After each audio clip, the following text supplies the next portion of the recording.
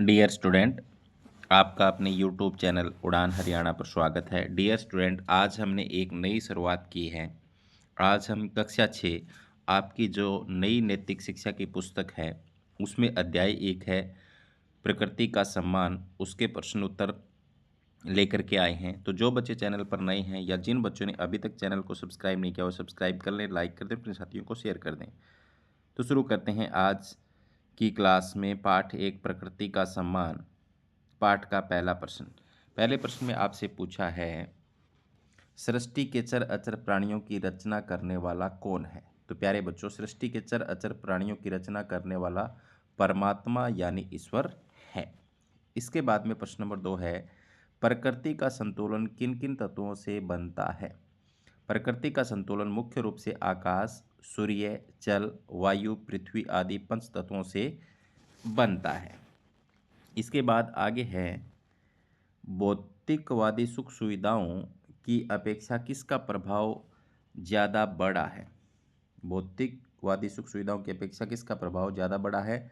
भौतिकवादी सुख सुविधाओं की अपेक्षा आध्यात्मिक सुख अर्थात मन की शांति का प्रभाव बड़ा है। भौतिकवादी सुख सुविधाएं मनुष्य को स्थायी खुशी नहीं देती, जबकि आध्यात्मिक सुख से आत्मा भी तृप्त हो जाती है। आगे इसके बाद आपके घर में या आपके घर के आसपास लगे विभिन्न पौधों या पेड़ों की सूची बनाइए तथा अगर आपके घर में तुलसी का पौधा है तो तुलसी के पत्तों का प्रयोग आप कहाँ कहाँ करते हैं। तो हमारे घर के आसपास आम, अमरूद, नीम, कीकर, शीशम, पीपल, बरगद, पपीता, जामुन इत्यादि के पेड़ लगे हुए हैं। तुलसी के पत्तों का प्रयोग हम चाय बनाने में तथा भगवान की पूजा करने में करते हैं। साथ ही कई प्रकार की दवाइयों में भी इनका प्रयोग होता है। तो यहाँ पर हम अलग से टाइप है और यहाँ बै कर लेना बरगद, ठीक है। इसके बाद में आगे है आपके विद्यालय में त्रिवेणी क्यों लगाई जाती है। छात्रों में आध्यात्मिकता, ज्ञान, भाईचारा तथा एकता को बढ़ावा देने के लिए विद्यालयों में त्रिवेणी, पीपल तथा नीम लगाई जाती है। इनसे हमें छाया मिलती है और पर्यावरण में भी सुधार होता है। पर्यावरण में सुधार कैसे? क्योंकि ये पौधे हैं, अगर इनको हम लगाएंगे तो क्या होगा, कार्बन डाइऑक्साइड गैस लेंगे और ऑक्सीजन छोड़ेंगे तो पर्यावरण क्या होगा, शुद्ध होगा, हमें ताज़ी हवा मिलेगी। इसके बाद में कुछ छोटे प्रश्न भी हैं जो हम करने वाले हैं।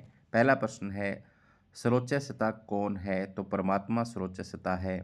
परमात्मा किस किस की रचना करते हैं। तो सृष्टि के चर अचर प्राणियों की रचना करते हैं। यहाँ पर सृष्टि है, स लिख लेना और नीचे सृष्टि के चर अचर प्राणियों की। आगे अपरा प्रकृति कितने प्रकार की होती है। तो प्यारे बच्चों, अपरा प्रकृति जो होती है 8 प्रकार की, पृथ्वी, जल, अग्नि, वायु, आकाश, मन, बुद्धि तथा अहंकार। इसके बाद में शरीर कौन कौन से तत्वों से बना है।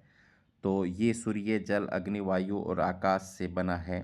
आत्मा किनके द्वारा शरीर को संचालित करती है। मन, बुद्धि तथा अहंकार द्वारा। प्रकृति को किसका स्वरूप मानते हैं। परमात्मा का मानते हैं। आगे इसके बाद पीपल हमें किस समय प्राणवायु ऑक्सीजन देता है। तो प्यारे बच्चों, इसका उत्तर जो है वो क्या होगा, 24 घंटे।